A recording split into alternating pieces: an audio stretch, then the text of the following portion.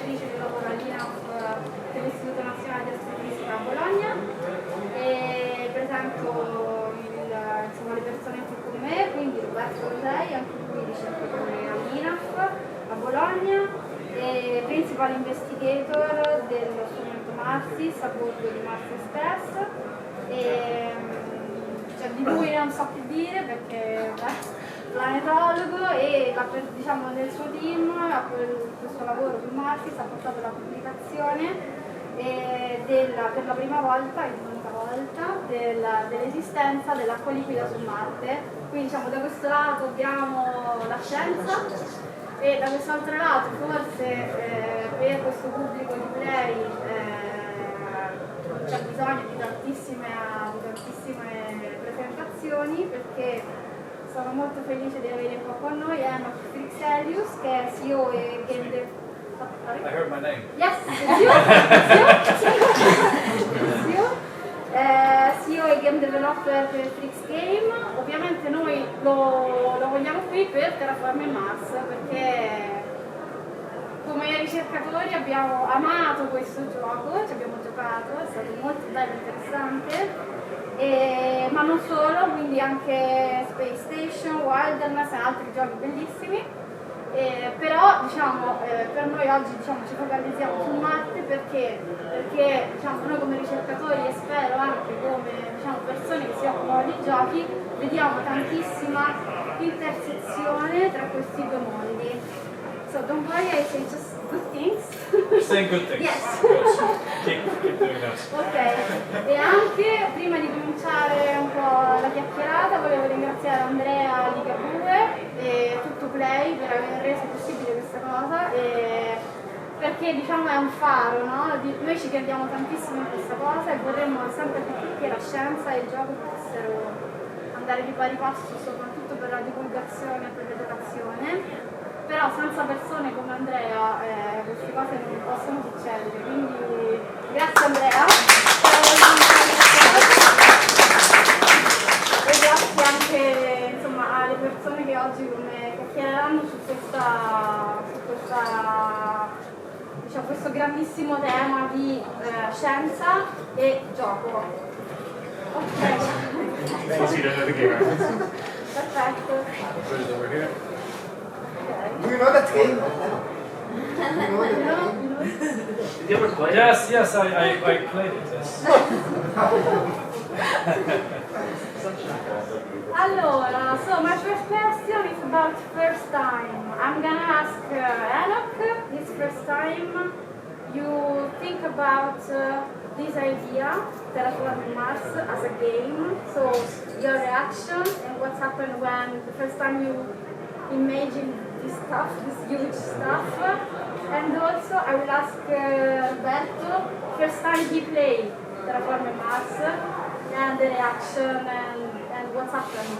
So, allora, adesso ho chiesto diciamo, le due prime volte, la prima volta che lui e diciamo, la sua famiglia, bla bla bla, che hanno pensato e organizzato l'idea di Terraforming Mars come gioco, quindi la cosa in sé e prenderlo il gioco e Roberto è la prima volta che ha giocato al gioco, visto che lui si è occupato per ricerca di Marte, non so se tutta la tua vita, però sì, da 20 anni. Da 20 anni, quindi un pezzettino importante, e quindi queste due cose, queste due prime volte. Ok, so Enoch, maybe you can start? Yeah, so I come from a family business that's called Fryx Games. And I will speak English and they will translate. How many here understand English? So most people will understand what I'm saying, but they will make a short summary in Italian, so we try to do it both ways, okay? So I come from one of the biggest families in Sweden. So I have 9 brothers and 6 sisters, so one of the really big families, 16 kids in the family. And I grew up playing board games. So that's the big passion. And my father, he makes his own games, and my mother is the craziest gamer on the planet. She played this game thousands of times. So this is approved by my mother. It's mother approved. And It's very important for Italian. very important in Italy. You should listen to your mother. And she says it's a good game, and then we publish it. Okay. Anyway, so we make games together. So we're 5 brothers who makes game together. So Jacob is my older brother. He's a doctor of chemistry, so he has made research on especially artificial photosynthesis, which is a very important process also for colonizing other planets and making our own oxygen and energy production. So it's actually one of the cards in the game is in artificial photosynthesis. And anyway, he came home, so we're making all the games together, but this is originally his game. So he came one Christmas in 2011. My brother came home with a bunch of handwritten paper notes, and those were the cards of the Terraforming Mars. That was the first time I saw the game. There was no player board, there was no game board, it was just this pile of really ugly paper notes that he has scribbled. And he had these parameters of oxygen, of temperature and ocean that we had a marker on. And it was just a lot of cards with a lot of markers and resources on them. Because he bought a big jar of really cheap decoration stones from the supermarkets. And that was the first Terraforming Mars. And so we talked about the theme, and it was new to me first, because I also read a lot of science and a lot of science fiction. And Jacob told me to read The Case for Mars from Robert Zubrin, Dr. Robert Zubrin, and he is actually the president of the Mars Society. And if you read, and most people miss this, but actually at the top of every copy is actually a quote from Dr. Robert Zubrin of the Mars Society, so they actually recommend this game. So I read this book, The Case for Mars, and it's a great book. It tells why it's important for us humans to expand our frontier and really try to colonize Mars and colonize another planet. And also, it also talks in the end about terraforming to change the planet so that it's more suitable for humans. Maybe you would stop. And I will stop here to give a chance to make a summary. I think it's a lot. Allora, vediamo se mi ricordo tutto. Allora, ci ha parlato di come funzionano loro, quindi che sono una famigliona gigante con 9 fratelli e 6 sorelle. 5 di questi fratelli praticamente sono il core business dell'azienda di famiglia che produce questi giochi. Ho perso sicuramente qualche cosa. Il fratello Jacob, che è un chimico, che si occupa in particolare di fotosintesi artificiale, a un certo punto un Natale, quando bla bla bla bla bla, riassumo molto, e gli ha presentato quest'idea, però non è che esisteva il gioco, era semplicemente una pila di carte dove c'erano scarabocchiate, fondamentalmente le carte di terraforming, dove c'erano un po' i dettagli, e praticamente per giocare sono andati al negozietto locale dove c'erano le decorazioni di Natale per posizionare come pedine. Ho perso tanto? No. Ah, ecco, no, il libro dillo te però. Sì, appunto, l'idea fondamentale è ciò che lui poi ha letto su consiglio del fratello, e quindi era proprio questo libro che si chiamava The Case for Mars, in cui si spiega perché è importante espandersi al di fuori della Terra e entrare, andare al di là della Terra e colonizzare altri pianeti, e la parte finale del libro era sostanzialmente riguardo la possibilità di cambiare un pianeta da deserto come Marte oggi a un pianeta abitabile, la terraformazione come viene chiamata. Quindi questo è il concetto, sostanzialmente l'idea nasce da questo e si sviluppa a partire da un libro di cui è riportato anche una citazione sulla scatola. Quindi questo, la parte in alto c'è una frase presa da questo libro. Ok, I think we got it. So you can go ahead.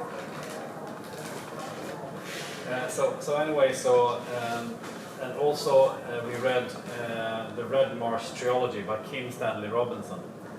And if you read the rulebook for Terraforming Mars, the example persons that we use, there are 3 players. They're called Kim, Stanley, and Robinson in this game.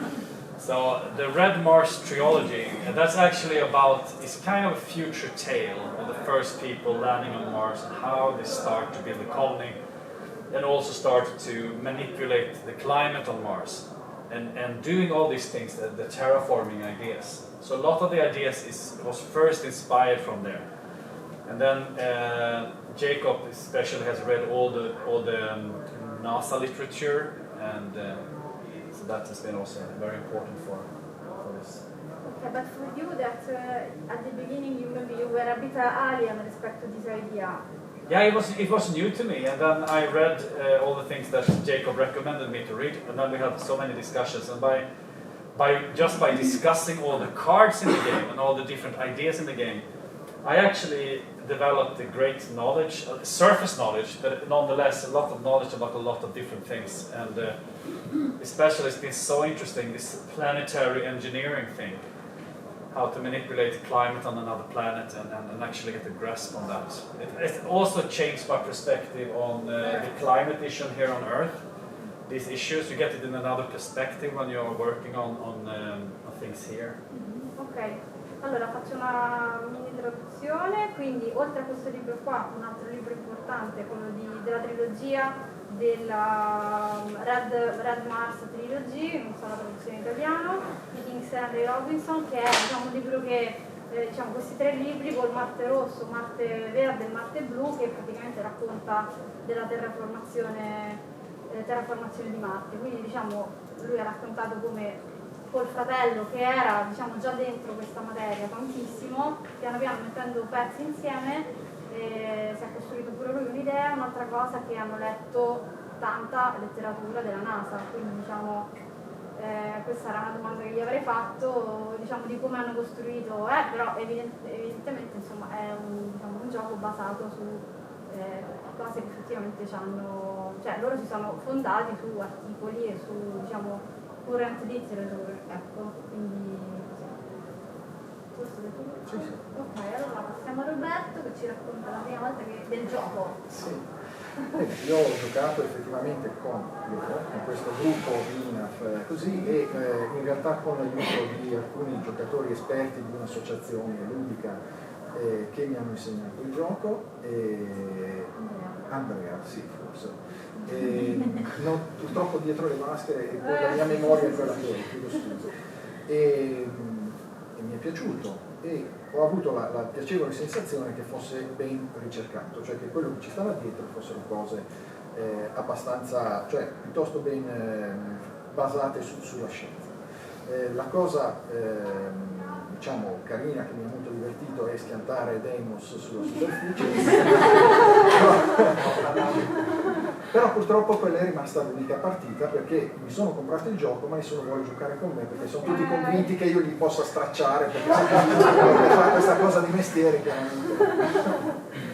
Okay, I will briefly translate. I have been playing this game with the group in my institution that works on public outreach, with the help also of a gaming association, and I enjoyed the game. I was extremely proud when I could crash demos on the surface of Mars.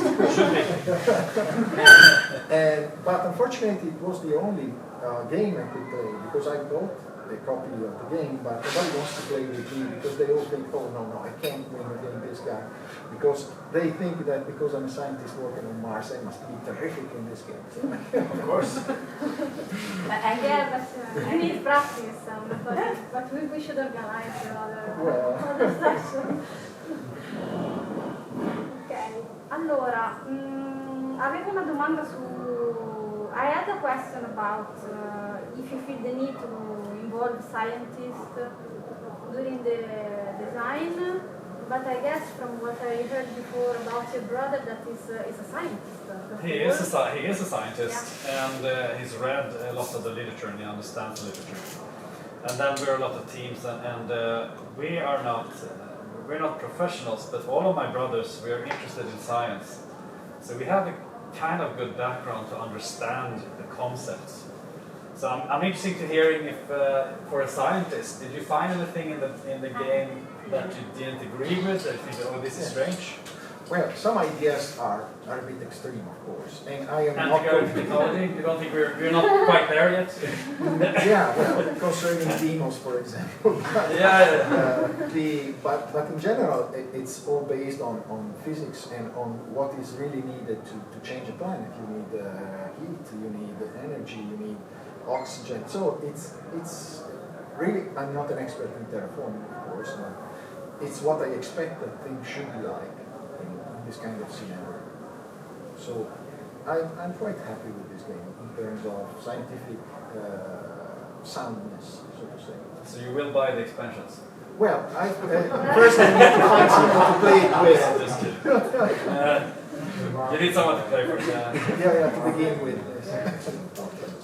Ok, gli ho chiesto se avevano sentito l'esigenza di interfacciarsi a uno scienziato, però alla fine ha un po' rimangiato la domanda perché comunque il fratello è comunque un chimico e ha letto tutta la letteratura, effettivamente, quindi già all'interno del team lui ma anche tutti gli altri fratelli sono persone appassionate di scienza e che quindi si sono documentate abbastanza da poter effettivamente costruire qualcosa di interessante. Poi lui ha chiesto di nuovo a Roberto se aveva trovato qualcosa di sbagliato o comunque di non corretto e molto diplomaticamente no, alcune idee sono un po' estreme sicuramente, però concettualmente insomma è qualcosa che se si potesse fare servirebbe a quello, cioè la fisica è quella giusta, insomma, poi i requisiti di energia per fare queste cose chiaramente sono abbastanza estremi, tipo appunto schiantare Venus sulla superficie. Well, I have another question about the target of people that actually enjoy this kind of game because this game has a huge success all over the world. So it's a hit. And for us, we are astrophysicists. Of course, we love this game. That's it. We don't have to say why because it's something that is really connected with our background and stuff that we think every day, basically, somehow. But I'm wondering why other people. Okay, so I have some thoughts why this is very popular. I think one of the most important things is that it's different. And different, have you looked at the Eurovision Song Contest? You just won it, right? Congratulations to Italy. But it tells you something if you look at that. Eurovision Song Contest shows you that what people like most of all is something new. They want new stuff. And if you look at the winners, it's always something that was different, always something that was unique. You look at the winners, that's the same story. They want something that is different. So I think one of the reasons for the success is that no one heard about terraforming out there. So actually, people raising an eyebrow. But also, I think that the theme itself is interesting and intriguing because this is actually a possible future. It's not something that we just made up. It's not just science fiction in a faraway future in another galaxy. It's actually a possible future. It's a possible near future for humanity. So I think that is very inspiring. But also, it also hits some sweet spots in the gaming market, of course. There are people who like card-driven games, like Magic the Gathering and card combination, and you got that in the game. And you also have people like engine-building games, where you build up a corporation, you get production and stuff like that. And this game also had that. So you hit some sweet spots, and you have an interesting theme.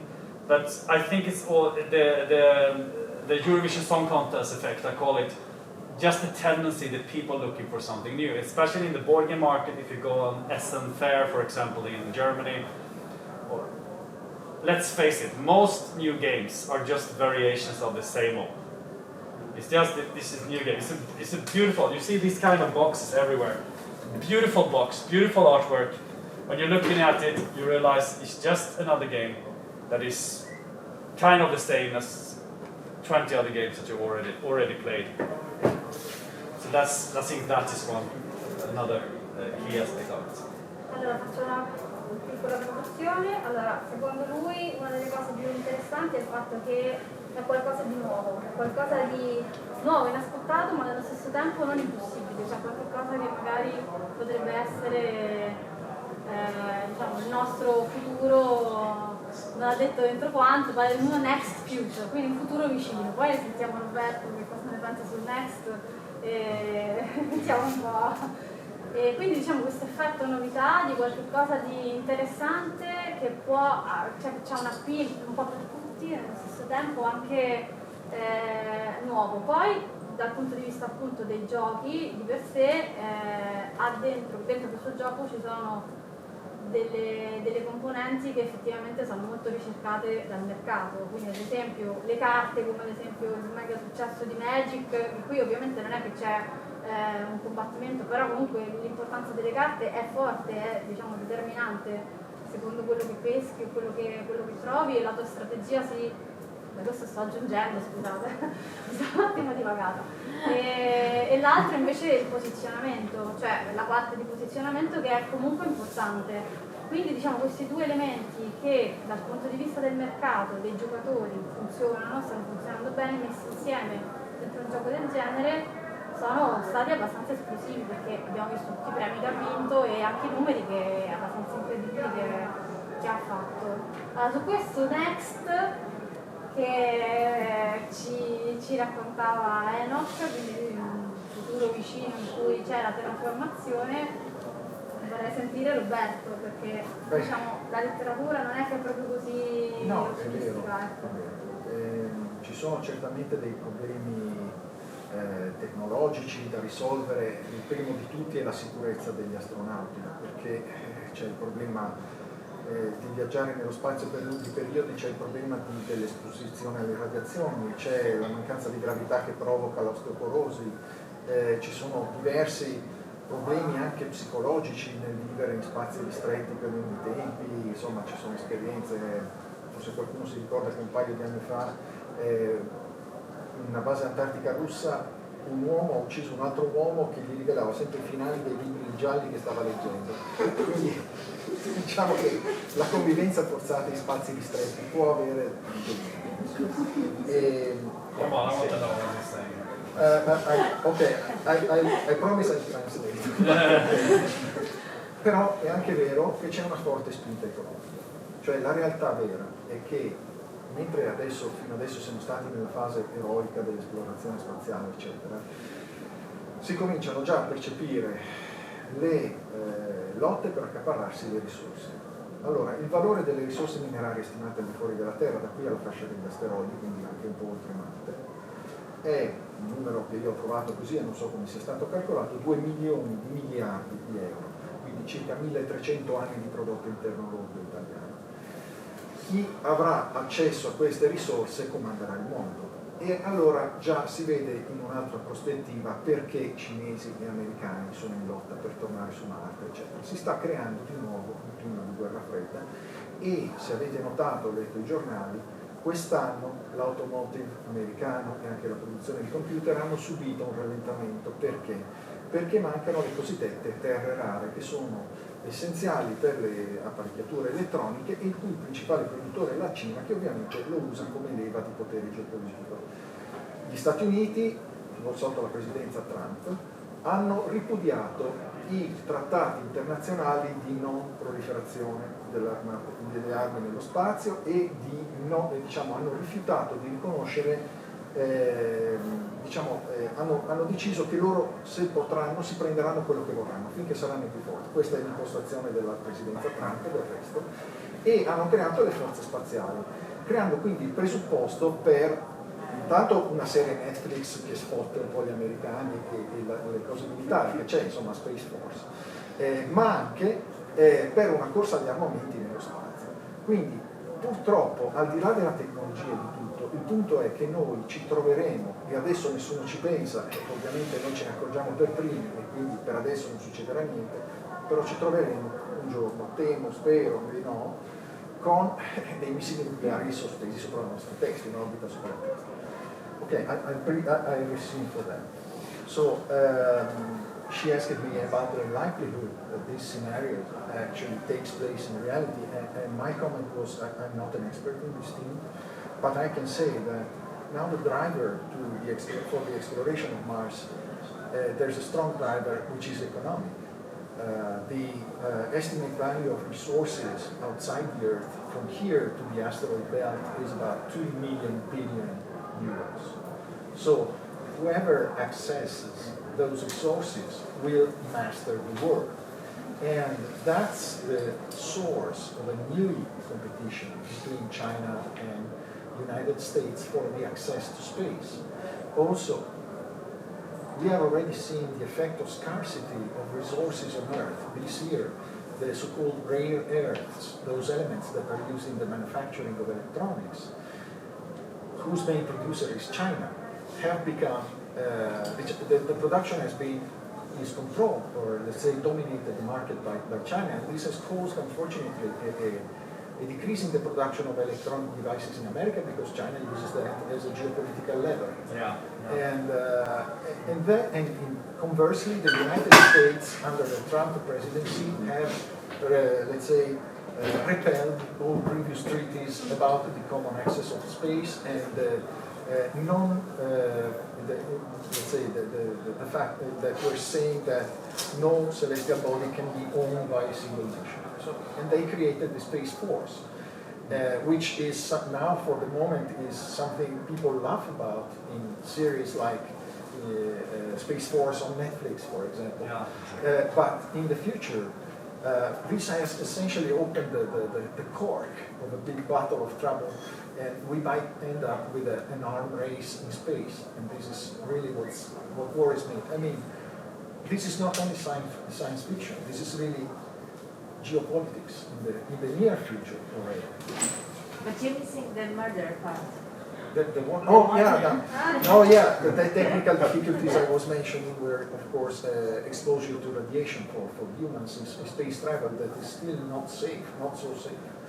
And the loss of the weakening of the bones due to the low gravity, but also the effect of confined space. And I recall the news that was told by the media a couple of years ago of 2 people in a station in Antarctica. One of them killed the other because the guy, the victim, was telling him the end of detective books that the first guy was reading. So, and the other guy came, oh, you know, the murder is this.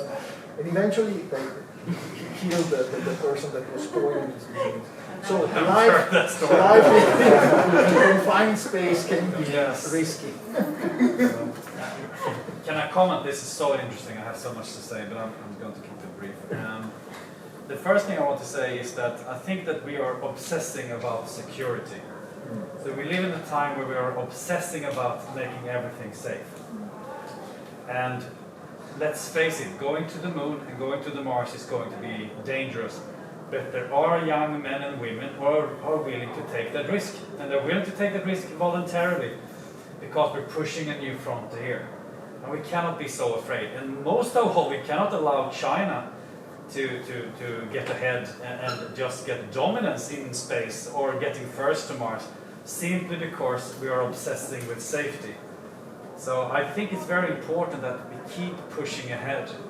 It will be dangerous, and also we cannot foresee all the problems of colonizing the moon and Mars. I think it's great to start with the moon base, to try out technology, to also get some experience about what problems do we actually face when we're building an isolated colony. But you just have to do it. You just have to do it, and we have so many people who are ready to go on that adventure, to be those pioneers. And it's true, like you say, you're fighting for resources. But another thing that's important to know that is, in all times, people have said that the end of the world is close, because we said it in the 70s, because people are going to end up in a world war for resources and so on. And what happens afterwards is that technology changes what resources we're actually using. Remember, before the combustion engine, oil was just a black smear in the ground that nobody cares about. And then we have a combustion engine. And then suddenly, oil was a commodity. And we learned how to make lithium batteries, and those batteries were superior to other kind of batteries. And suddenly, it's important to get lithium from the ground, or from where we get it. And And now the Israelis are actually developing our ability to get fresh water from salt water. And that is a process that's been very, very costly before, very difficult, because you have these filters for salt water, and it's very difficult to clean them, to reuse the process to actually get fresh water. And they are making this process better and better. So the world and the technology is also changing before our eyes. So it's also very difficult to predict what is the resources of the future. But I totally agree on the premise that there's so much riches in the asteroid, up the way to the asteroid belts. And I think it's great. There's so much waiting for us. So just a few comments. There's so much to say, so much to discuss about this topic. Yeah. Facciamo prima la traduzione di quello che ha detto, perché poi si scorda. Allora, ha detto una prima cosa che riguarda il fatto che comunque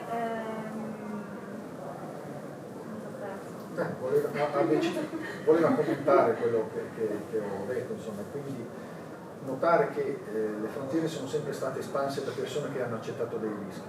Questo è senz'altro vero, quindi che ci sono persone che vogliono rischiare anche la vita per andare al di là, e che certamente in un mondo attualmente ossessionato, diciamo, dalla sicurezza, la ricerca di una sicurezza totale anche nel viaggio spaziale non può essere quello che frena una espansione anche in termini, diciamo, geopolitici, se vogliamo, quindi rispetto anche alla Cina, e che comunque le risorse e la loro importanza cambia col tempo e cambia con la tecnologia, a causa della tecnologia. Quindi che così come il petrolio era fino alla fine del XIX secolo solo una sostanza puzzolente e appiccicosa, così non sappiamo poi ancora cosa sono le risorse che ci serviranno davvero quando la tecnologia lo porterà alla luce o creerà nuove capacità e nuove potenzialità. Quindi lui si limita a dire questo, vorrebbe, se ci fosse il tempo, dire di più, ma comunque per quello che risulta importante, lui che pensa che sia assolutamente necessario espandersi oltre, andare oltre, e queste risorse sono anche il motivo per cui andare, insomma. Quindi da qui alla fascia degli asteroidi trovare metalli, diciamo, anche isotopi rari sulla Terra, per esempio per i reattori a fusione nucleare. Vabbè, questo è giunto. Vai Andrea. Vabbè, io volevo fare una domanda, ma che forse farai anche tu dopo. Volevo farla tutte e due, sentire le due versioni di risposta. Era quanto un gioco come Terraforming Mars può aiutare a sviluppare un pensiero scientifico in generale e specifico sull'argomento trattato, e se questo era una cosa a cui lui e suo fratello come designer avevano pensato, o semplicemente un effetto collaterale. Io questa l'avrei fatta, e anche perché aggiungo un pezzettino così la facciamo tutta insieme, perché anche le domande che si fa alla comunità scientifica, cioè era una domanda forse un po' più per Roberto, cioè nel senso quanto ad esempio, magari facciamo prima questa, poi ne facciamo un'altra. La vuoi fare direttamente tu in inglese così come l'hai formulata? Ok, allora, so the question for both of you from Andrea is about how this kind of game can trigger in the people the possibility to think about scientific idea like Terraforming Mars, and in particular for you, if you thought about that when you designed the game, so this was made in a way that somehow constantly. So we are doing a game about Terraforming Mars. This will have an impact of people that will play the game, and what about? Yeah, and the thing that we feel very strongly, we talked a lot about this in our family. We're thinking about the importance for people to get a common goal. So for humanity, it should be our common goal, something that we could do together, is to reach for other planets and try to make like a colony. That's something that everybody should be able to support and get back behind. And I think that humans are so tribalistic. If we don't have common goals to fight for, then we start instead to divide and fight internally. And we do that a lot. And it's okay if it's sports, because sports is a great way to tribalize and get your own tribe, and fight the other tribes. Not literally fighting, okay? But I think that it's worse when it comes to politics, and the politics are drained with people who just hate each other, and they are just a divide. So I think that humanity needs something to come together over, and if we can contribute just a little with people who say, okay, there's bigger things here. We have a future that we can work on together.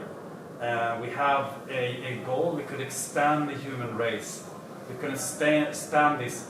For all we know, we could be alone in the universe. We don't know. This could be a single flicker of light in an eternal darkness. We don't know that. Honestly, a lot of people know that this end conscious life and universe, we have no clue. But we know that we have life here, and we know that we are on the verge. We're so close to getting out of this gravity well to really start exploring and expanding to the other, our solar system. We should really do that. And I cannot see anything that's more important than this expansion out into space, to make sure that we don't just get locked down into this small planet, fighting each other over resources. That's so meaningless. It's so meaningless in my estimation. Ok, traduco un attimo.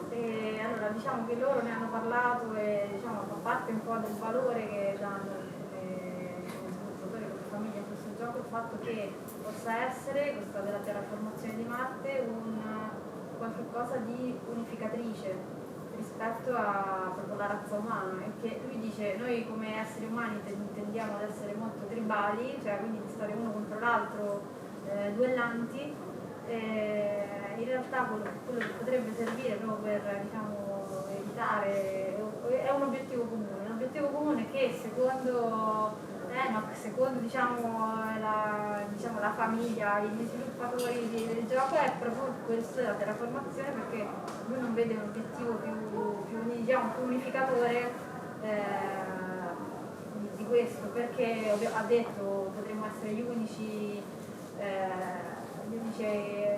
forme viventi nell'universo e siamo al momento in cui effettivamente potremmo espandere la razza umana su più pianeti, diventare multiplanetari, e quindi questo è una cosa che effettivamente potrebbe aiutarci poi a trovare un obiettivo comune invece di farci la guerra tra di noi. Roberto? Sì, in generale sono d'accordo, nel senso che anche come meccanismo vedo nel gioco la possibilità di superare le limitazioni di a volte quelle che sono discussioni che non portano molto, cioè un gioco può essere l'occasione di mettere in pratica delle idee non solo scientifiche, anche su come risolvere un problema, era l'aspetto su cui si è focalizzato anche e questo vedo molto potenziale. Come piccola nota latere, per esempio, per il fatto che la nostra società secondo me soffre di grandissimi livelli di frustrazione, cioè anche molta gente sente di non avere il controllo di niente, di essere in balia di un sistema che non capisce, e credo che una delle cose più importanti sarebbe cercare appunto di dare almeno il potere di comprendere quello che sta succedendo, magari con un rischio simulato di prendersi delle responsabilità, fare delle decisioni e sbagliare. Questo sarebbe già qualcosina, se non altro. Però questo va un po' al di là della scienza, mettiamo così. Dal punto di vista scientifico è difficile però, secondo me, concepire un gioco che oltre a presentare idee scientifiche permetta anche di elaborarle. Cioè un pochino questo gioco secondo me ci riesce, nel senso che rendendosi conto di quali sono le scelte, i possibili sentieri per arrivare all'obiettivo comune, uno si fa anche un'idea. Naturalmente però questo non è così dettagliato, così basato nella tecnologia attualmente esistente per fornire veramente un'intuizione di quello che è il modo di risolvere un problema. Però l'esistenza di questo tipo di giochi apre questa possibilità. Okay, in short, I mostly agree with you, and more in particular, I'm interested in the potential of games to put people together on a problem and let them find out by themselves how to sort things out. This is something that potentially games can be really useful in providing, especially in a society like ours, in which many people feel alienated from the system. They feel that they have no control on their lives, on the future of their children, on the economic perspective. And of course, this is a very big ambition, but if a game can at least let people experience the cost of the difficulty of making choices, the cost of failure, and make them realize that the things that are happening around us are not the result of some conspiracy, like many seem to think, but of choices made by fallible people that can take the wrong decision. This would be also useful, very useful, if it was possible, of course. It's a big ambition. Another thing from the scientific point of view is that it's difficult to devise a game that let people elaborate on scientific ideas and get insight into a scientific problem. And in a sense, this game gets close to that, although it's not rooted in current technology, so it's not something that let people learn how to actually terraform Mars.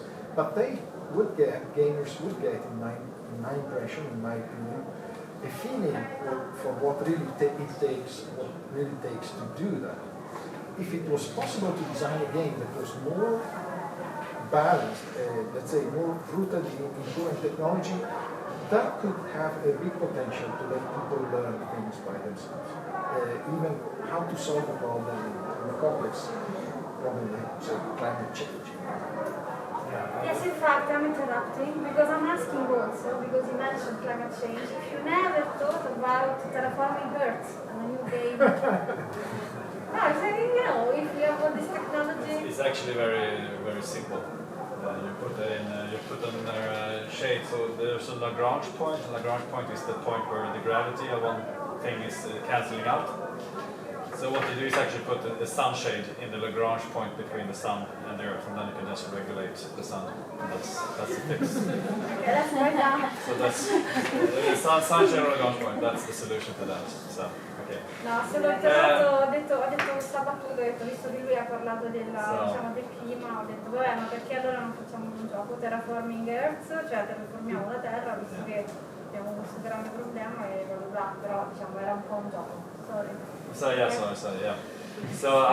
very interesting. I want to make a few comments about the games. First of all, I want to say that just putting ideas in people's heads are very important. So, for example, if people talk about space and people talking about Mars, that goes a long way to motivate politicians to open the wallets. They actually open our wallets because they're spending our tax dollars, but that's another issue. Yeah. To open our wallets to actually spend on government programs. So the moon landings, they actually ceased. So we had 7 moon landings. Or 6? No, it was 7.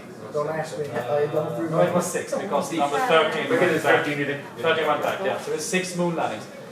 And the reason they didn't continue, of course, they didn't get so much new for making it again and again, of course.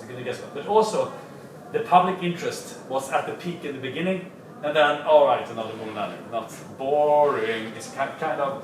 So the public opinion, that was very important, and then the Congress in the US, they slashed the funding, and that was it for the Apollo program. It's also very expensive because everything was extended. You didn't have any, you didn't reuse any of the technologies used. You were just expanding a lot of material, and it was very expensive. So I think that it's important just the fact that people are talking about Mars and space. If a lot of people are doing that, the politicians who actually decide about funding, especially in the US, but also the European Space Agency, it's important for them how many people actually cares about doing these things. So I think just on that note is important. And also I believe that I don't believe that a game can get people. I don't think you can trick people into learning a lot of detailed knowledge about the subject. I don't think you can trick them by making a game. So the game has to present some cool ideas, but you cannot bring people very far into the technical details. So, and also with Terraforming Mars, I know that most people think, oh, cool idea. Most people don't read the flavor text on the cards. Most people don't. They just play the games and do the effects. I know that. And it's sad because they miss something, but that's a fact. So I think there's a limit to how much you can educate people. More importantly is to plant the grand ideas, the big ideas, and plant those into the consciousness of people. And that's what we're trying to do. Facciamo una piccola traduzione, lui dice che comunque un gioco del genere, cioè far pensare alle persone, insomma, ai giocatori, persone comuni, diciamo, questioni ad esempio come lo spazio, Marte, così, è molto importante perché serve a far, diciamo, interessare i decisori politici a questi temi. Perché comunque quello che pensa la gente è molto importante. Ha fatto l'esempio del programma Apollo che alla fine è stato chiuso perché a livello di engagement pubblico praticamente dopo il settimo atterraggio e poi insomma la missione non c'era più un grande interesse, quindi è stato tagliato. E poi sempre per rispondere a Roberto su quella cosa che diceva, un approfondimento maggiore proprio sulla conoscenza scientifica, quanta conoscenza scientifica possiamo mettere dentro i giochi. Secondo Enoch, diciamo, un gioco non può effettivamente, cioè può fare interessare in maniera un po', non voglio dire superficiale perché lui non l'ha detto, però diciamo un po' generale, ecco, usiamo un po' la generale, un concetto, un'idea, ma non andare, diciamo, non può convey knowledge, lui ha detto, no? Cioè non può, diciamo, effettivamente non si può le persone entrare nei esatto, esatto, quindi diciamo comunque per lui è una cosa che funziona come un engagement, cioè come, diciamo, tirare dentro le persone a farle cominciare a pensare a questi temi piuttosto che magari diventare, piuttosto che capirci qualcosa. Perché già poi questo cambia. sì, e lui diceva ad esempio, so che tantissime persone neanche leggono le carte, diciamo le giocano come diciamo come con gli effetti che fanno, però senza effettivamente rendersi conto di una cosa del genere. I have no idea what you're saying now, but so I'm just raising my hand because I think I'm happy every day when I'm looking at space news because so much interesting things are happening right now, and I want to share something that's really inspiring. The biggest problem with any expansion into space, the biggest problem with getting anywhere and doing these Mars colonies or space colonies or extracting resources, the biggest problem is that the Earth itself is a big gravity well, and it's so darn expensive and difficult to get off Earth. Actually, if you go out into space, all the other places you're going to, if you're landing on the planet like Mars, or the Ganymede, or wherever you go, is much, much less gravity. So the big problem is getting off Earth. That's the big problem. And the big problem is that you're spending so much rocket fuel just to get the velocity, to get free of because you're actually going around, and then you're going away. And you spend so much energy just to get off. So that is actually the big problem. As soon as we really learn how to efficiently, rapidly, and with reusability just get off the surface of Earth. Now we can do anything. We can go to Mars, but we can also go to Ganymede, and we can go anywhere in the solar system if we solve that. We can build space stations. We can build bigger space stations. I predict that we will very soon. I don't think that we will use Elon. If Elon Musk really make his Starship works, that he can rapidly send ships out into space. I don't think actually those ships are the ones that's going to Mars. I think they're going to build something much bigger in orbit. They can be a really big thing that doesn't have to land anywhere. That can just go with a lot of cargo, and then you can use these starships or other spaceships as landers. And that's what I think will happen. So what I want to say is that we live in a truly amazing time. Space telescopes for astronomy. we will have no limits. As soon as we do that, we can place them anywhere, and we can put really big ones out there, and we can study the universe in a way we have never done before.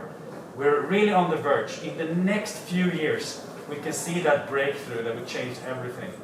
Because if, especially Elon Musk, but there are several people working on this problem, if we can get very fast spaceships that can take things cheaply, fast into space, we solved all this puzzle, and it will open up endless opportunities. So I'm excited every day I wake up, because we're so close to this breakthrough. Hopefully I cross my fingers. Dateci anche la vostra versione. Massimo che sta traducendo.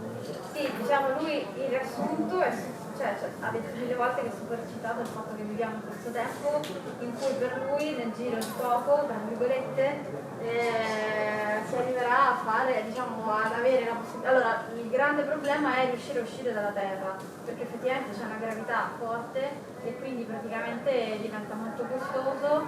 Poi c'era il problema della reusability, adesso un pochino con le nuove idee del riciclo si stanno, però secondo lui, diciamo, è questione di poco che superiamo questo problema, e poi, diciamo, è molto più facile invece muoversi, ripartire da altri pianeti, Ganimede. La Luna non l'ha detta, però insomma nei piani dell'ESA ad esempio c'è la Luna come subito adesso col progetto Artemide, insomma, dopo Apollo, diciamo.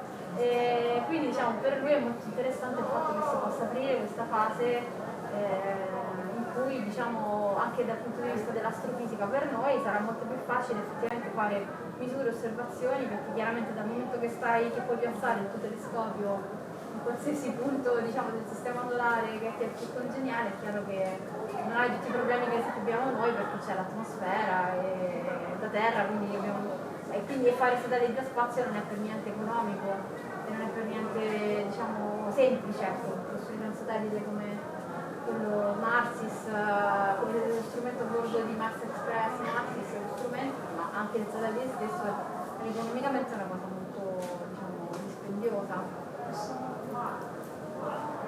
Lo dico prima in italiano, poi se ve lo dico perché è una cosa, tornando al gioco, perché mi interessava dire qualcosa sul gioco. È impressionante che siamo qui con uno degli autori del gioco, con una persona, un ricercatore in astrofisica, per parlare di un gioco e di come questo è legato alla scienza, ed è un gioco che sta negli scaffali dei negozi di giochi come qualsiasi altro gioco che non abbia a che fare con cose così reali, così legate alla nostra vita, e per tante persone che lo comprano è una scatola come le altre. Invece noi siamo qua e siamo partiti da un gioco, da Paolo, e stiamo parlando di geopolitiche e del futuro dell'umanità. Questo per me è il potere dei giochi, cioè il fatto che un gioco così porti a fare discussioni di questo tipo vuol dire che è veramente riuscito bene, cioè vuol dire che è super efficace ed efficiente nel dare l'idea di qualcosa e metterla nella testa delle persone. Non so se questo lo pensate anche voi, adesso lo traduco anche per lui. I was amazed about the fact that we were here to talk about a game that is just a box in every game store, and wherever you go you find it and you love it and you see that it's got a lot of grants and things and it's very successful. But it's just a game and you can buy it and play it. For somebody it's just that, but we here with you that you have contributed in developing it, and with a researcher we're talking about the game, but then we started talking about the future of humanity and how we will get to our other planets, and about geopolitics and about finding new resources. So that's the power of games, according to me, into education, but also into citizen science, let's say, how science can be popularized and also can outreach and can get some public engagement. So according to me, this is a great success also on this side of this game. You don't need any other success, I know, but yeah, this is one more, I guess. And yeah, if you have any opinion about it, it was just a comment, I'm sorry, not a question. Forse Roberto voleva commentare più di ultima cosa che detto lui, ma ok. Allora, vai, infatti, no, fai, perché siamo comunque arrivati quasi all'ora, quindi se ci sono domande, vai. Cosa? Vai, sì, certo. Domanda. fatto che ci sia un così importante interesse riguardo il giochi da tavolo sullo spazio, o anche il fatto che ci sono personaggi come Elon Musk o altri che mettono sotto la luce dando dei svolti positivi. Tutto questo può avere anche dei fattori di rischio per voi, per l'ESA, per le agenzie, cioè i lati benefici abbiamo visto: pubblicità, coinvolgimento, appeal, non dico solamente i giochi ma anche personaggi importanti, ma può avere anche dei risvolti negativi, nel senso che le persone pensano che diventa molto semplice, come posso dire, avere dei rischi, diciamo, avere tutta questa pubblicità addosso, non solo benefici da questo punto di vista. La gente potrebbe sottovalutare l'importanza che comunque la scienza da piccoli passi, e a volte c'è il rischio che si fallisca, vai al fallimento. Una persona, cioè la scienza impara, ok? Una persona potrebbe non comprendere perché potrebbe vedere tutto sotto un'ottica rosea, troppo positiva, e quindi potrebbe dire com'è che non funziona sempre. Non so se... No, chiarissimo e anche interessante. Esatto. Cioè, allora, la traduco perché sì, secondo vai. me anche Roberto su questo... Io infatti volevo ovviamente esatto, anche per tutti entrambi i lati esattamente. per tutti e due. So he was asking about okay, this popularization of science or this interest in this kind of topics is for sure something good, that this is what we talk about all the time, but also he's asking if there is something bad on that. The fact that it's putting pressure, or maybe to provide an idea that is not really what's happening in the project program of, for example, European Space Agency or NASA, and create too high expectations. create too high expectation. Also, he was referring also to people like public people like Elon Musk, that is always pushing on this idea in a way that could be misleading. So maybe Roberto and It's not that easy proprio, non è una domanda facilissima a cui rispondere. Diciamo che personalmente io sono preoccupato del fatto che per la maggior parte delle persone in questo paese la spesa dei soldi nello spazio è uno spreco di soldi. Questo è. Quindi è difficile per me pensare che la popolarizzazione dell'esplorazione spaziale possa essere dannosa. Devo dire, diciamo che dal punto di vista di quello che sarà lo sviluppo economico di queste idee, è chiaro che queste cose potrebbero finire per anche generare una bolla speculativa in borsa, cioè nel momento in cui si dice adesso fonderemo la prima compagnia mineraria lunare, ci investiranno tutti, poi insomma queste cose succedono dal XVII secolo sostanzialmente. C'è un esempio famoso, la compagnia delle Indie in Sud America che vendeva, sì, che non è mai partita una nave da Roma, perché tanto tutti avevano comprato le azioni eccetera. Comunque è un pensiero, però diciamo che mi è difficile pensare che ci dobbiamo preoccupare di questo. Okay, my comment was that in general I see popularization of space exploration as something that we are in need of, because many people in this country think that space exploration is a waste of money. So now we could build schools without the perspective of what this really implies. And so I hardly can imagine that propaganda, let's say, advertising space exploration even through games or through famous, let's say, celebrities is damaging. I cannot imagine how that can be, at least in this stage. The only thing I can imagine is that perhaps in the future in which we will be talking about the first mining company going to the moon, there will be a speculative bubble in Wall Street. That's very likely to happen, but yeah, bring it on. Bring it on. I think that we are humans, and we really need to have inspiring goals. I believe that we should set our minds to solve the most difficult tasks we should try really to tame space and really stretch farther than we ever stretched before. Because without inspiring goals, what do we have left? What do we have left? We're just going to sit here on the Earth and say, oh, it's too hard to go to space.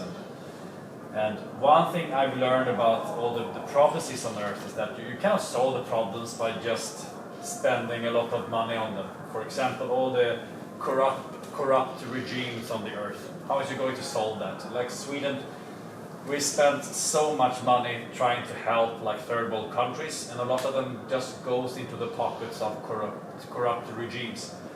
So you cannot solve the problems of the Earth by just spending a lot of money on it. It doesn't work like that. People need to change, and societies need to change from the inside, which means that a lot of things is looking promising on the Earth as well, and people forget this, that everything about poverty is going in the right direction, generally speaking. People are living in a better standard of living. Generally speaking, all the Earth is actually going quite fast on average in the world. But on the other hand, there are some problems that we will live with for quite some time. There are regimes that will not change in the foreseeable future. So the question is, are we going to sit around and wait for everything to get good on Earth? It's never going to happen. It's never going to be perfect, you know. So I just see the best way to go is just to stretch for the sky and aim high and inspire as many people as you can, because I think that people that are inspired by common goal, they will be more generous people, they will be more positive people, and I think that's good. And if I inspire just one person by making this game, I'm happy. So we are going to Mars, not because it is easy, but because it's hard. Because it's hard! Okay. But do you think that your company, you say this afternoon that you are developing the games you like and about the topics you like, and that is the strength of your company. But do you think that if the scientific community will ask you, okay, we want to talk about these topics and give you a good topics to develop the game, you could be interested in developing a game that would be also a good scientific media to talk to people about something, or just say no? We make. Usually we make up our own games. So usually we are designing our own games from our own ideas, from our own inspiration. So people has tried to give us games. Do a game about this. It doesn't. Creativity doesn't work like that. Not for us at least. So. It's because if you work 5 years developing, you want to really love what you're doing. Yeah, exactly. Exactly. Lui non so chi c'era prima. Io conosco due giochi da tavolo che sono relativamente scientificamente accurati, uno è Terraforming Mars e l'altro è che per il 3042. Immagino che nell'INAF, nell'ESA ci sia un bel gruppetto di nerd che quindi giocano anche ai giochi da tavolo. E quando o se vedrà mai alla luce un gioco targato ESA, ASI, INAF o del genere? Adesso ti rispondo io, dai. Allora, però non so se questa cosa si può dire. In generale i giochi che vengono prodotti per fare il gioco educativo non sono belli, non so come dirlo, cioè nel senso puzzano di didattica, cioè proprio vabbè, quindi mi fate sì con la testa, quindi ho detto la cosa giusta. Allora, noi diciamo come INAF secondo me un pochino stiamo provando, perché siamo qua, perché fondamentalmente non è che siamo nella nostra laboratorio a pensare ok, oggi invento il gioco così da capo, ma cerchiamo di lavorare con le persone che intanto, cioè, stiamo qua a sentire che ne pensate, che ne pensano le persone che giocano, che è la cosa più importante. Cerchiamo di giocare, non quanto vorremmo, però è la cosa più importante, secondo me. No, però secondo me questo, cioè per chi fa queste cose dovrebbe veramente giocare tanto. E poi secondo me la cosa più importante che ci ha dato una bella spinta è che comunque abbiamo conosciuto persone che nel mondo del gioco, come Andrea, come Play, come adesso INAF è entrato nel Game Science Research Center, quindi diciamo c'è una cooperativa di ricercatori che anche in ambiti diversi, storia, economia, così però si stanno impegnando per portare il gioco nei loro ambiti però a un altro livello, come un gioco che funziona, cioè un gioco che comunque potrebbe stare nel mercato. Quindi noi vorremmo provare a fare questa cosa, ci stiamo impegnando, c'è un gioco nell'area B24 che dentro il lockdown noi ci siamo chiusi a pensare a questo gioco. È chiaro che è un gioco che va ancora, non l'abbiamo fatto noi da soli, l'abbiamo fatto insieme appunto al Game Science, insieme ad Andrea, insieme a persone che comunque masticano molto più di noi i giochi, quindi spero e penso, perché insomma sembra funzionare, quindi che sia comunque una cosa abbastanza interessante.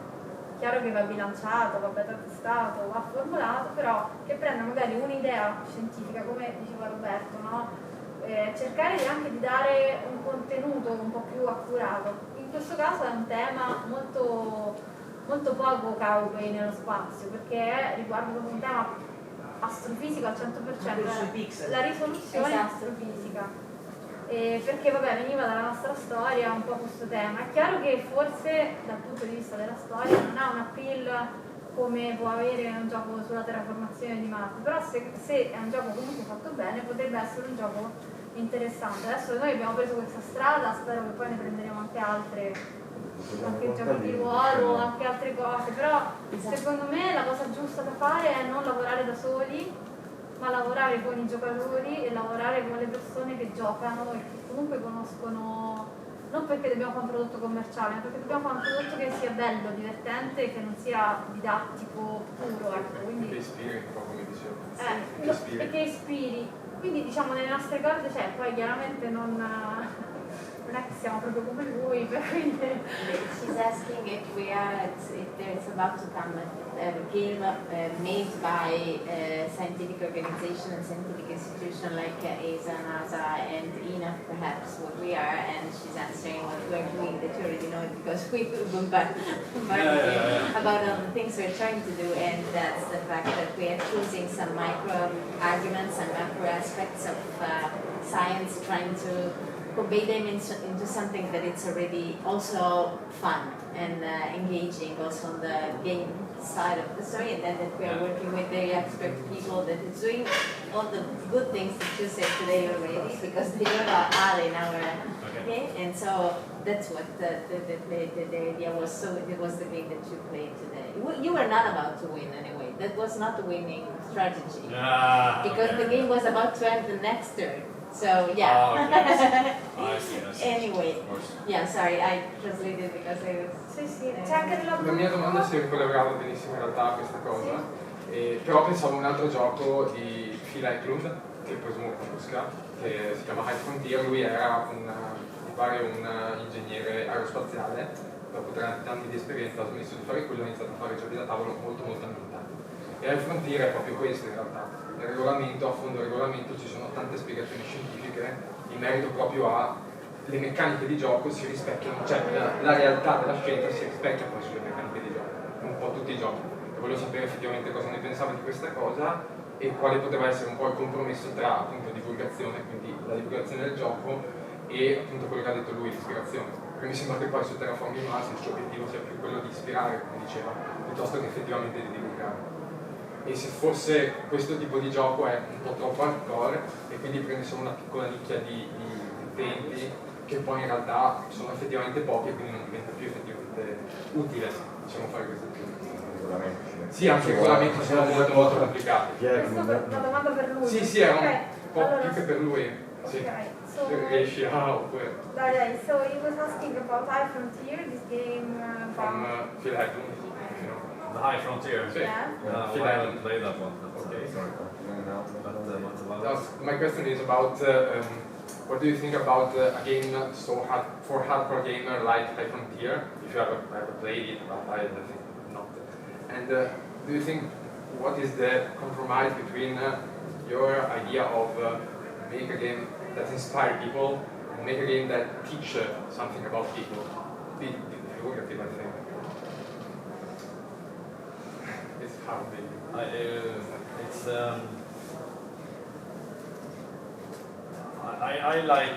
I like both, but I think that it's there's a limit how much you can teach people through the game. basically they have to think that it's enjoyable and fun. And if they're not very interested, you don't play a game basically to learn something. What we actually do here is that we sneak some knowledge in there. But people don't play a game to learn about things. So they get it as an added bonus. And yeah, I have to play that game. So I will do that. No, I think for some people this game could be interesting, but maybe, I don't know, the fraction of people that will play that game. Because I think I never played that. No, I think it's a very really long, hardcore game. And Andrea, I think, no. Yes, no, I play many times like Frontier, and the problem is that it's not a game that can reach everyone. Yes, So it's a game with very, very complex rules. It's a more Yeah. simulation games that are games. So, okay, I think that in divulgating something, you need to make the balance, to make the game enjoyable and not a real simulation. Okay, so you have to cut some rules to make what is good in Terraforming Mars is that the game actually works. Okay, you are fun to play, and you play. I play more than 200 times Terraforming 200 times. So I know, and we are also with my son, we are keeping the stats of all the results and which company win and which points. But I think that the fun of the game is that the game works, and that is the thing that. And then I think it's a good game because it works. If a game doesn't enjoy, people are not have a fun playing it, it's not a good game at all. If only few people really super motivated about that play the game, somehow, at least for us, it's a failure. Maybe it's the best game, but it's just for 10 people. It's 10 people in the room, maybe it's not. Infatti era proprio quello che volevo anche capire da questa Cioè, cosa. per me ti dico è così, No, infatti, penso ma è che correttissimo. comunque deve essere Anche aperto secondo me, cioè, e ti inclusivo. dà forse un'esperienza un po' più approfondita, capisci? Certo. Cioè, probabilmente i giocatori cercano anche quelli, alcuni, poi dipende, è soggettivo. Cioè, io gioco molto più volentieri Terraforming Mars piuttosto che quello, perché diventa anche proprio un impegno dedicarci così tanto Certo. tempo, è un investimento alla fine, no? I think once again, I think we make games that we want to play ourselves. So we make games because they're fun. And I think it's very difficult. It's much more difficult to say that, okay, this is something I want to teach other people. How do I do that? So it's much easier to make games that you think is fun yourself. So, and for us, it's all about the theme. That the theme is interesting. This game is special because it touches on the near future of humanity, and I think it touches onto something better. What should we strive for as a humanity? What should we work on together? And so it touches on something bigger. But generally, you can only make good games if you actually think it's fun to play it yourself. If you're playing a game, making a game just out of an agenda, you have an agenda, you want to do something. No, I It's don't difficult. It's difficult. You have the fun factor. It's the only thing that's important in games. I can say something about it. Trying to develop these new games that we're trying to work on and working with experts in this field, what I understood is that the best is when you get some knowledge or some understanding or some skills, let's say, about the matter that you're playing with without wanting to do so. Or maybe you want it, but without declaring to do so. I mean, you say you need some information in the game because you're not saying I'm going to tell you about how to terraform Mars and about all the scientific needs you have, but then you end the game knowing that you need oxygen, you need temperature, you need certain things that are important for the. Can I say something about your game that I thought about? Oh. Your game is about the space telescopes, and I really like that. But I think that the best way to make a good game out of that is actually that the game is not difficult, and you don't need to know anything about space telescopes to play it. It's just that when you play, you get different options, you have the telescopes, and all of that is actually telling you something about the realities, how it really works. That telescope is there, that you can do this option, or you can do that option, and that is actually reflecting a reality. In that way, people don't need to know anything to play the game, but they play the game, and just by playing the game, they get a concept from reality. Okay, so this is how astrophysics works. This is how this kind of astronomy or laboratories, they get just a sense, an idea of how it works. And they get that for free by just playing the game. That's what I wanted to do actually, if it's successful. Yeah, and that's how you can sneak some Yeah. things into there. In a year, maybe we are gonna be back here and talk about the game developed and people can test it. So I should thank you, both of you guys, and also adesso in inglese sto facendo, grazie a tutti quanti quelli che sono stati qui perché è veramente super interessante.